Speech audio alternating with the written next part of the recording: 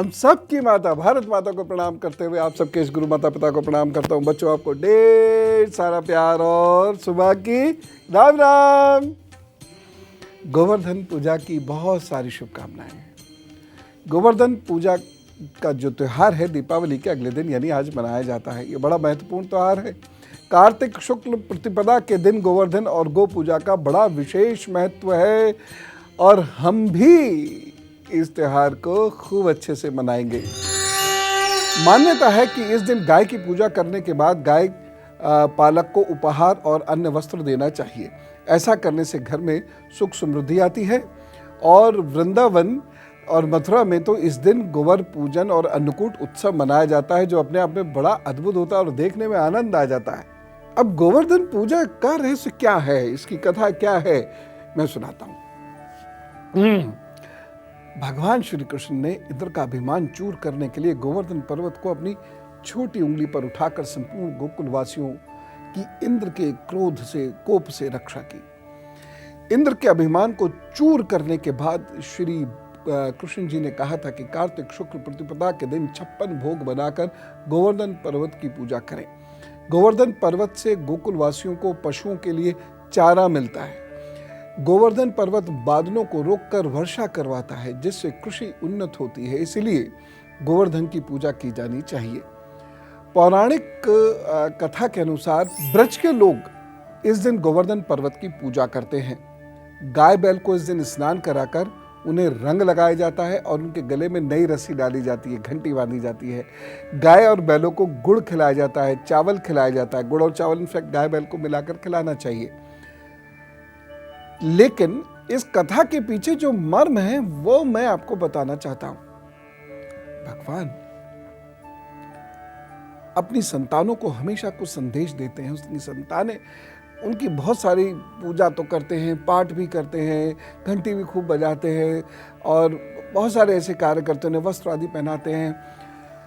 भगवान को तो पूज लेते हैं लेकिन भगवान की मानते नहीं हैं। भगवान ने गोवर्धन पर्वत को एक महत्वपूर्ण पर्वत माना था उस इलाके की इकोलॉजी को संतुलित करने के लिए। और मैं आपको ये पहले बताऊं कि जैसे रवि, सोम, मंगल, बुध, बृहस्पति, शुक्र, शनि, हम अलग दिन अलग देवता की पूजा करते हैं। पहले इंद्र भगवान की पूजा होती थी और भगवान श्री कृष्ण ने इंद्र भगवान की पूजा को रुकवा दिया। उसके बाद माँ दुर्गा की पूजा होनी प्रारंभ हुई। जी हाँ, द्वापर युग तक शुक्रवार को सामान्यतः इंद्र जी की ही पूजा हुआ करती थी और शनिवार को यम जी की पूजा हुआ करती थी। अब यम की पूजा ना होकर शनि जी को भगवान मानकर शनि की पूजा की जाती है। शनि तो ग्रह है। तो भगवान चाहते थे कि लोगों के इकोलॉजी अगर वहाँ बैलेंस रहती है लोगों के प्रयास से, तो पशुओं को चारे की कभी कमी ना होगी और वहाँ पर समय से पानी बरसेगा। इसलिए उन्होंने गोवर्धन की पूजा करने को कहा। वहाँ पर जो घास आदि है वो बनी रहे, इसलिए उसे मेंटेन करने को कहा। उसे काटने तोड़ने के लिए मना किया। देखिए भगवान की दूरदृष्टि। अगर हम भगवान की ही माने ना, भगवान को मानने के साथ साथ भगवान की भी माने, तो हमारा अहित ना हो कभी। अब मैं आपको गोवर्धन पूजा का महत्व बताने जा रहा हूं, जो आपको समझना बहुत जरूरी है। गोवर्धन पूजा में गोवर्धन पर्वत की पूजा की जाती है और ये एक ऐसा संदेश है जो ये हमको बताता है कि हमारा जीवन प्रकृति पर निर्भर करता है, जैसे पेड़ पौधे, पशु पक्षी आदि आदि आदि। इसीलिए हमें नदी, पर्वत, इन सब का बहुत ज्यादा धन्यवाद देना चाहिए। भारत देश में जलवायु संतुलन का एक विशेष कारण पर्वतमालाएं और नदियां हैं। इस प्रकार यह दिन इन सभी प्राकृतिक धन संपदा के प्रति हमारी भावना को व्यक्त करता है। लेकिन केवल एक दिन भावना व्यक्त करने से, धन्यवाद देने से काम नहीं चलेगा। हमें बहुत कोशिश करनी चाहिए कि हम अपनी नदियों को खराब ना करें और पर्वतों को गंदला ना करें, पर्वतों पर शोर ना मचाएं, वहाँ पर खोदे ना और उनको बहुत प्रोटेक्ट करके रखें। अगर ये चीज़ हमने नहीं करी तो पूजा पाठ काहे का फिर? भगवान की कोई बात तो हम मानते नहीं और हम सोचें कि भगवान हमारे सारे कार्य कर दे, ऐसा हो नहीं सकता। ठीक है ना? क्योंकि धर्म में दंड का भी प्रावधान है। यदि अगर कोई धर्म विरुद्ध कार्य करता है तो उसको दंड मिलेगा। वही हमारे लिए दुर्भाग्य है। तो आप ऐसे कार्य नहीं करिए, प्रभु के कार्य कीजिए, तो आपकी कुंडली के बहुत सारे दोष वैसे ही ठीक होने लगते हैं। मेरी बात का यकीन कीजिए, प्लीज यकीन कीजिए। आपको गोवर्धन पूजा से लाभ कैसे मिलेगा, इसके लिए इसकी विधि जरूर समझ लीजिए। गोवर्धन पूजा के दिन अभी सुबह घर के द्वार पर गोबर से गोवर्धन बनाइए और उसे पेड़ की शाखों और फूलों से सजाइए और फिर उसे थोड़ा सा भोग लगाइए। यह हम कृष्ण की बात मान रहे हैं, अपने कन्हैया की बात मान रहे हैं, अपने भगवान श्री कृष्ण योगेश्वर श्री कृष्ण की बात मान रहे हैं और उनको ये प्रतीक चिन्ह के रूप में ये क्रिया करके दिखा रहे हैं कि भगवान जो तुमने हमसे द्वापर में कहा था, हम कलयुग में भी उसको मानते हैं। यह करने के बाद धूप से दीप से पूजन किया जाता है। फिर घर के सभी सदस्य इस गोवर्धन की परिक्रमा करते हैं। इस दिन गायों की पूजा की जाती है और इसी दिन विश्वकर्मा दिवस भी मनाया जाता है। इस दिन मजदूर वर्ग अपने औजारों की पूजा करता है। फैक्ट्री तथा सभी कारखाने इस दिन बंद रहते हैं और वहाँ पूजा पाठ होता है। इसलिए आप भी यदि औजारों से काम करने वाले व्यक्ति हैं तो अपने औजार की पूजा अवश्य कीजिएगा। कुछ दिन कुछ विशेष पूजाएं करने का लाभ निश्चित रूप से मिलता है और चीज़ों से जुड़ाव होता है। जैसे अगर आपके पास औजार हैं या कंप्यूटर्स है या किताबें, जिससे भी आप काम करते हैं, आप रोज़ाना उसे साफ करके थोड़ा सा उससे निहारें, उसका ख्याल रखें कहीं टूट फूट तो नहीं, कहीं गंदगी तो नहीं जमा हो गई है। धीरे धीरे वो औजार, वो चीज़, वो इंस्ट्रूमेंट आपका दोस्त हो जाता है और उसके साथ फिर आप जब काम करते हैं तो आपको बहुत अफिनिटी होती है। दरअसल हम भावनाओं से कहीं बहुत दूर चले गए हैं, मशीनों में शायद बहुत ज़्यादा उलझ गए हैं, निंदाओं में बहुत उलझ के रह गए हैं, आत्मविश्वास खो रहे हैं। इसी का नतीजा है कि बीमार भी हो रहे हैं, डिप्रेशन भी महसूस कर रहे हैं। गोवर्धन की पूजा को अन्नकूट की पूजा भी कहते हैं।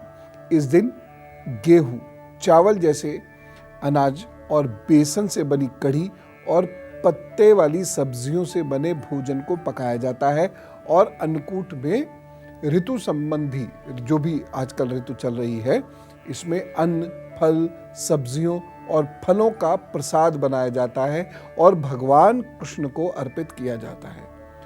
गोवर्धन पूजा में भगवान कृष्ण के साथ धरती पर अन्न उपजाने में मदद करने वाले सभी देवों जैसे इंद्र, अग्नि, वृक्ष और जल देवता की भी आराधना की जाती है। गोवर्धन पूजा में इंद्र की पूजा इसलिए होती है क्योंकि अभिमान चूर होने के बाद इंद्र ने श्री कृष्ण से क्षमा मांगी थी और श्री कृष्ण ने आशीर्वाद स्वरूप गोवर्धन पूजा में इंद्र की पूजा को भी मान्यता दी थी। आप इसके लिए ऐसा भी कर सकते हैं कि आप पंचदेव और उनको छोटे छोटे गोबर की गोली बनाकर उस पर कौड़ी रखकर वह बना लीजिएगा और सभी अन्य थोड़े थोड़े 2-2, 3-3 दाने हर एक के सामने रखते चले जाइएगा। गोबर से ही ये बनाइएगा। गोबर क्यों? क्योंकि गोबर में लक्ष्मी का वास माना जाता है। गोबर से ही सारी पूजा होती है। गोबर और गोमूत्र व्यक्ति के कैंसर को रोकता है, बैक्टीरियल डिसऑर्डर्स को रोक देता है, घर में बैक्टीरिया को निस्तेज कर देता है। गोबर और गोमूत्र का तो क्या कहना। गोबर और गोमूत्र जिस घर में कहीं रखे रहते हैं, आसानी से नजर नहीं लगती और उस घर का आसानी से नुकसान नहीं होता। नेगेटिव एनर्जीज उस घर से गायब होती चली जाती हैं। कभी कभी ऐसे भी गोबर का एक पिंडी बनाकर और उसको रख कर और ओम श्रीम नमः का जप कर लिया कीजिए। ये घर में सुख, धन्य और धान्य के लिए बड़ा अच्छा होता है। कभी कभी कर लिया कीजिए और उसके बाद पका भोजन बनाकर और लोगों में बांट दिया कीजिए, घर में भी खिलाया कीजिए। इससे घर में खुशी भी आती है और धन भी आता है, सुख भी आता है। जितनी भी ये पूजा है या जो भी हमारे शास्त्र या पुराण जो भी घटनाओं का वर्णन करते हैं, जिसे हम कथा कहते हैं, वह सब घटनाएं घटित हुई हैं कहीं ना कहीं और वह घटनाएं जैसे यही है, गोवर्धन की घटनाएं, ये कहीं ना कहीं घटित हुई है और इस घटना से एक बहुत बड़ा संदेश भी गया है। हम इस घटना को बहुत भक्ति भाव से सुनते हैं, लेकिन भक्ति भाव से सुनने के साथ साथ ये भी ध्यान रखें कि इस घटना से भगवान जो संदेश इंद्र को दे रहे हैं, कहीं वो हमें भी दे रहे हैं, उसे हम सुने समझे और अपने जीवन में उतारें। तो आप ये बात गांठ बांध के रखिए कि हमें प्रकृति की सेवा करनी है, क्योंकि प्रकृति की सेवा से प्रभु प्रसन्न होते हैं, तब हमें जीवन मिलता है। किसी एक व्यक्ति से ये नहीं होगा। जितने भी लोग अपने आप को धार्मिक कहते हैं, उन सबको प्रकृति की सेवा करनी होगी। मैं कल पुनः उपस्थित होऊंगा और एक बहुत महत्वपूर्ण विषय पर आपसे बात करूंगा। लगे हाथ में सारे भाई बहनों को बहुत सारी बधाई भी देता हूं, क्योंकि कल यम द्वितीया है। कल भाई बहन साथ बैठेंगे, बहनें भाई का तिलक करेंगी, भाई बहनों को प्रणाम करेंगे, आदर देंगे। आपके घर में कल बहुत सारी खुशियां आने वाली हैं। प्रभु आपको बहुत खुश रखे। इसी कामना के साथ मैं आपसे इजाजत लूं। राम राम, नमस्कार।